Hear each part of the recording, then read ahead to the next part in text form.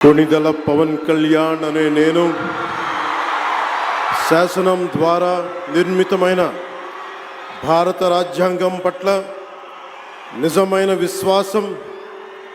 విధేయత చూపుతానని, భారతదేశ సార్వభౌమాధికారాన్ని సమగ్రతని కాపాడుతానని, ఆంధ్రప్రదేశ్ రాష్ట్ర మంత్రిగా నా కర్తవ్యాలను శ్రద్ధతో అంతఃకరణ శుద్ధితో నిర్వహిస్తానని, భయం కానీ పక్షపాతం కానీ రాగద్వేషాలు కానీ లేకుండా రాజ్యాంగాన్ని శాసనాలని అనుసరించి ప్రజలందరికీ న్యాయం చేకూరుస్తానని దైవ సాక్షిగా ప్రమాణం చేస్తున్నాను. నేను